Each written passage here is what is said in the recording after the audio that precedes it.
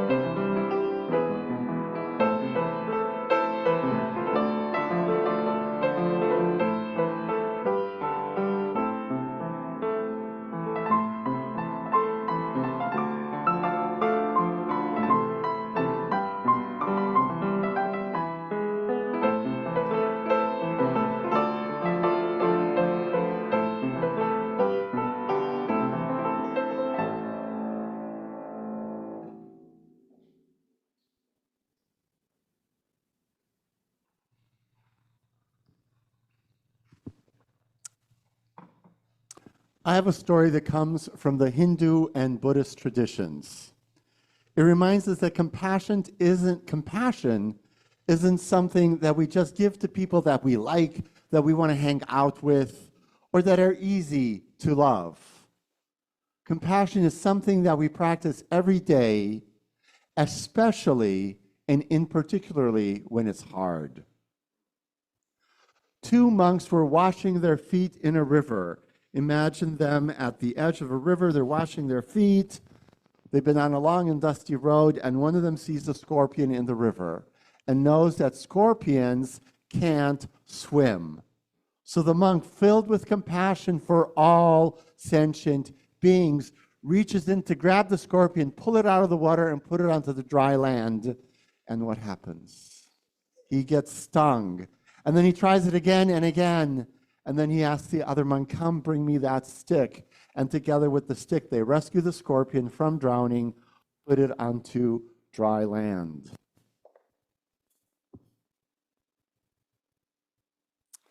So the other monk asks the elder monk, why did you try to keep saving the scorpion when it stung you so many times? The elder monk replies, see that tree over there? If you look out the window, you could see the trees in our property back there or back there. See that tree over there? Anyone can sit under its shade. The tree will never ask you if you are young or old, good or evil, human or animal, chimpanzee or human.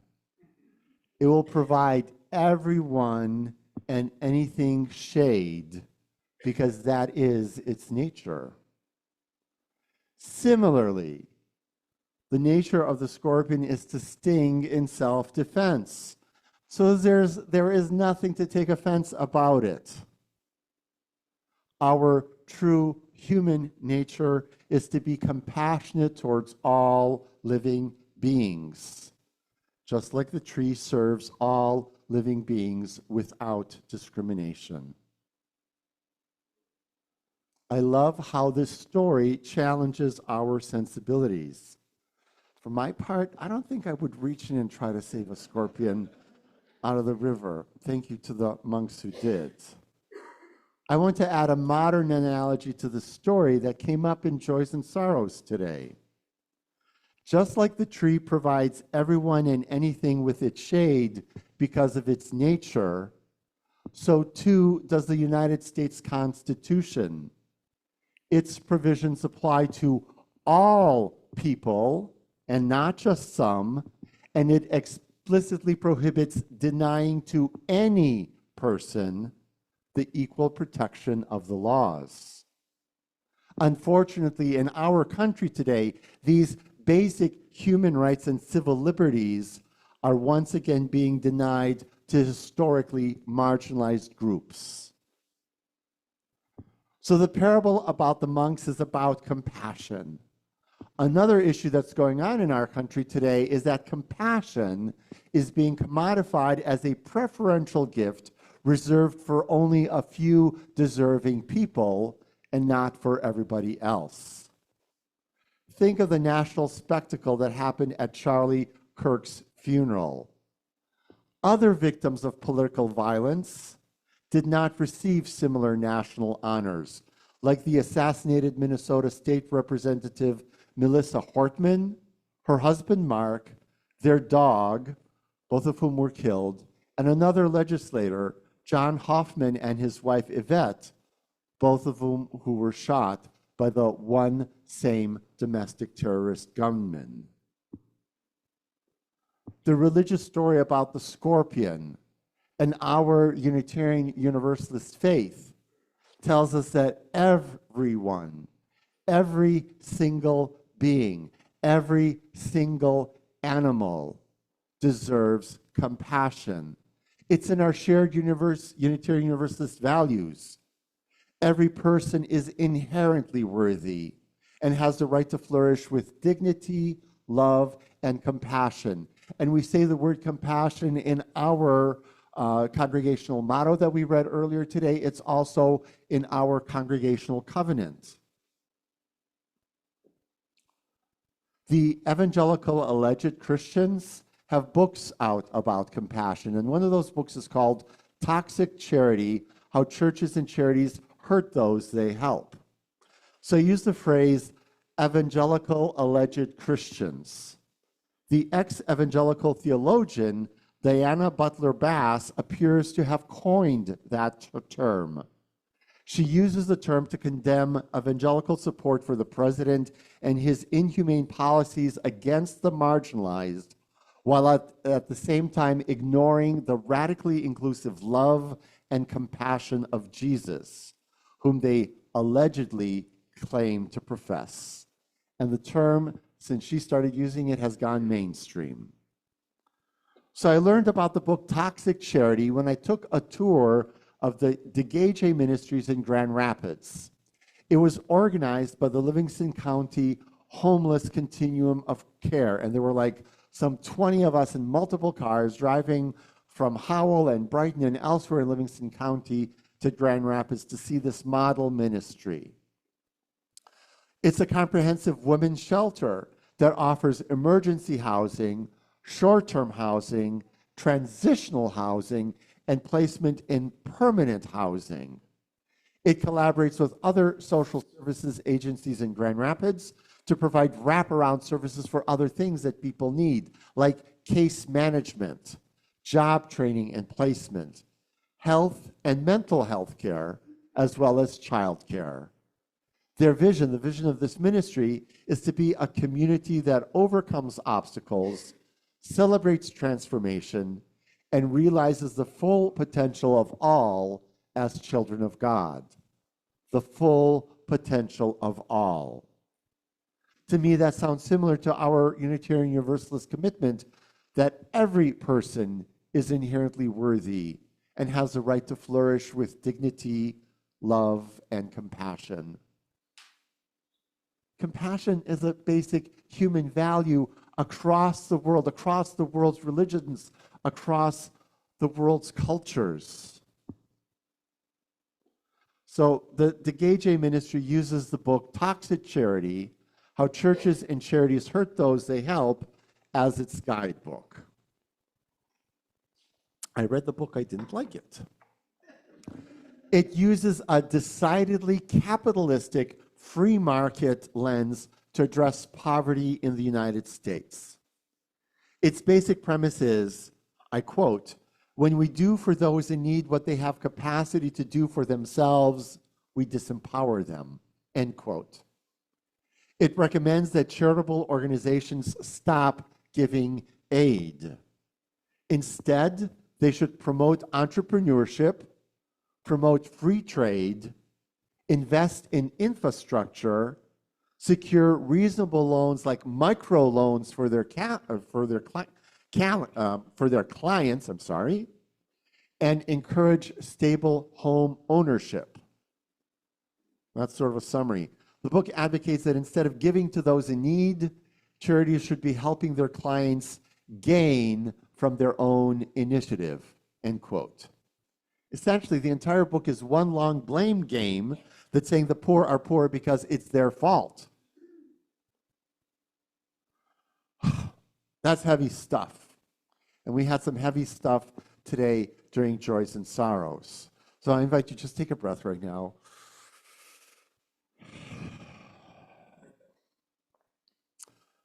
I want to do some fact checking. The book doesn't at all address the generational cycle of poverty in the United States. It doesn't even once mention the social systems that create and sustain a vicious cycle of poverty in our country.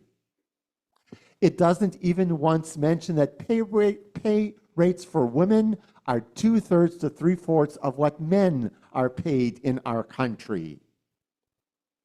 It doesn't address the post-World War II redlining that prevented middle-class Black, Hispanic, and Native American families from purchasing homes with federally guaranteed mortgages. It doesn't address the affordable housing crisis in the United States. High home prices and mortgage rates make it difficult for a majority of American households to afford an apartment or a home. And Livingston County is one of the most expensive counties in Michigan to live in. Washtenaw County is also, it exceeds us. That's where Ann Arbor is. The book doesn't address the need for a living wage. In Michigan, the minimum wage is $12.48 an hour. However, the living wage in Michigan is $20.97 an hour. That's how much money you need to make to meet the basic living expenses, such as housing costs, healthcare, transportation, and food.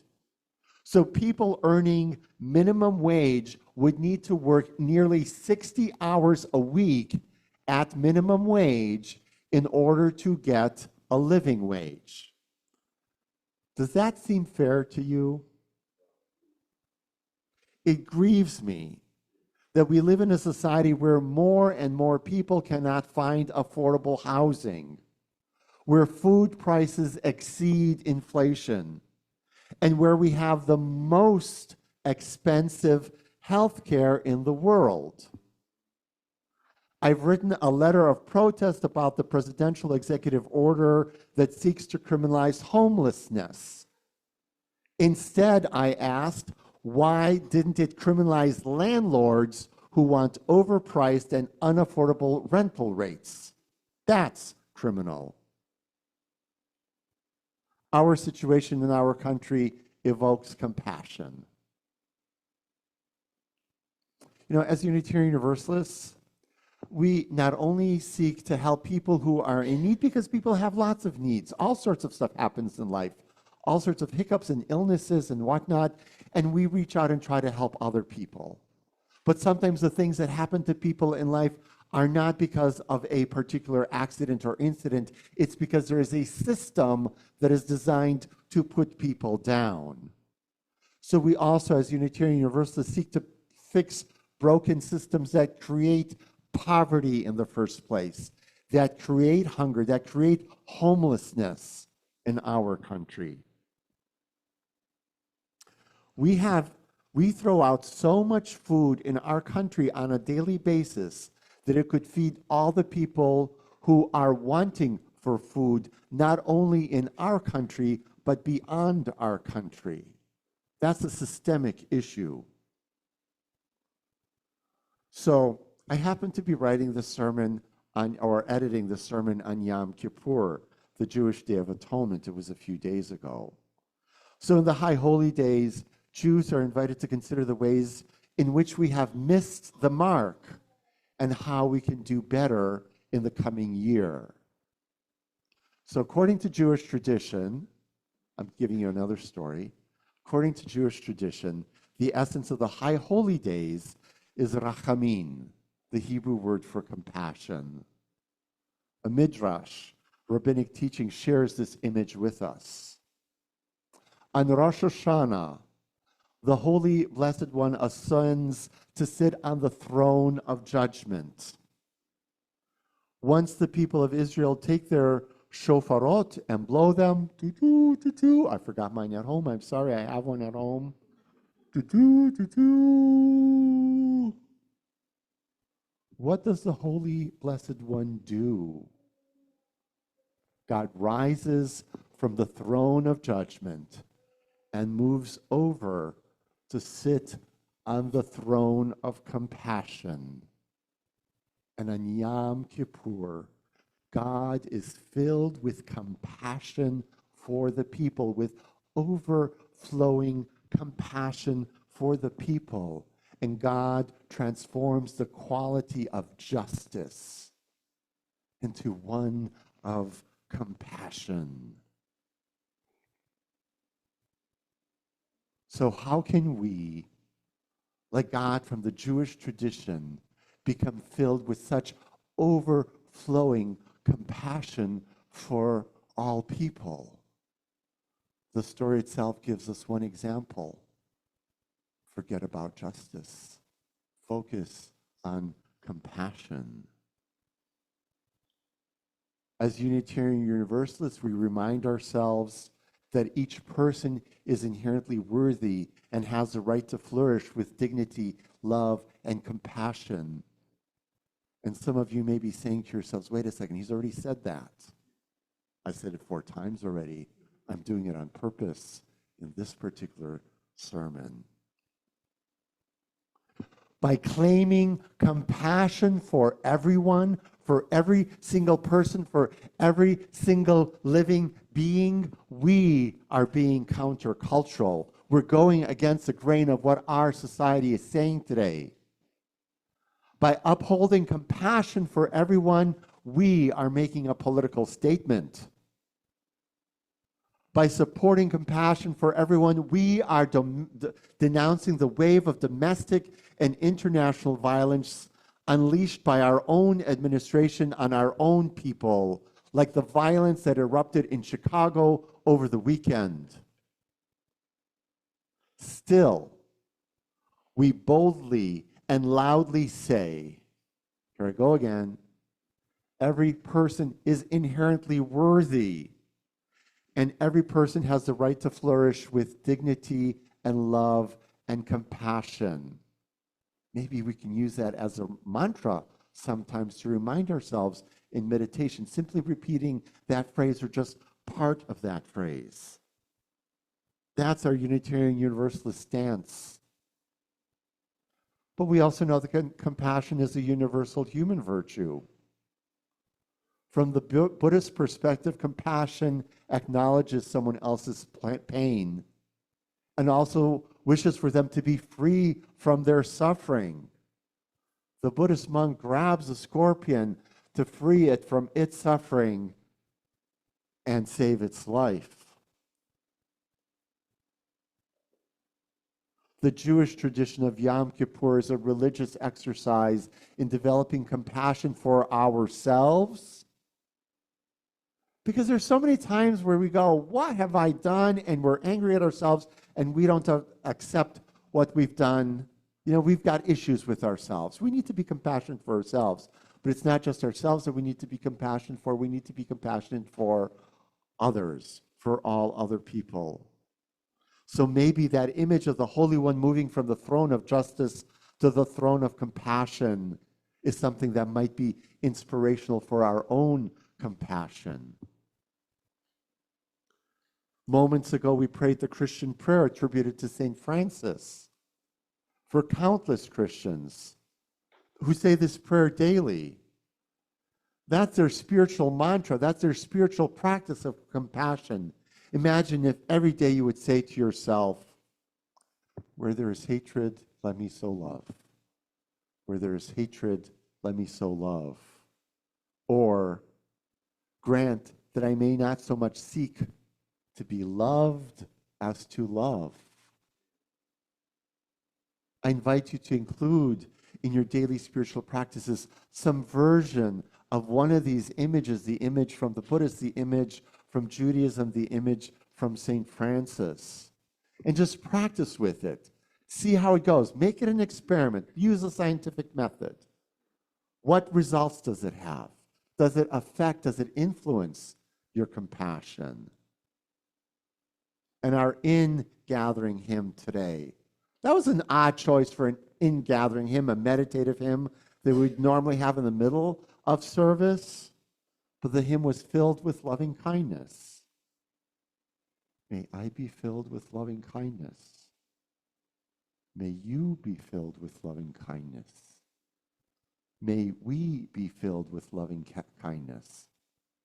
That is a meta-meditation. That hymn comes from a Buddhist meta-meditation tradition where you practice as a meditative practice. Maybe you want to sing the hymn to yourself at home while you're in meditation tonight or during the week. See how that helps cultivate your own compassion. So I invite you into a moment, a minute-long moment of reflective meditation on compassion. Use whatever words, whatever images you choose to do so, and then I will ring the chime.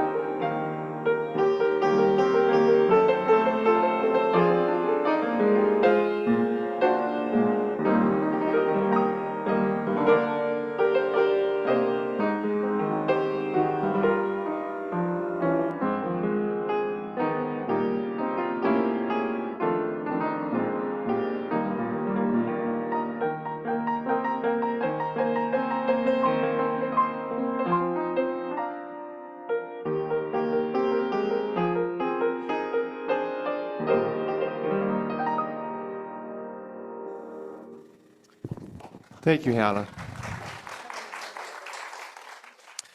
Please say the extinguishing words along with me. We extinguish this flame, but not the light of truth, the warmth of community, or the fire of commitment. These we carry in our hearts until we meet together again. Please rise and bow to your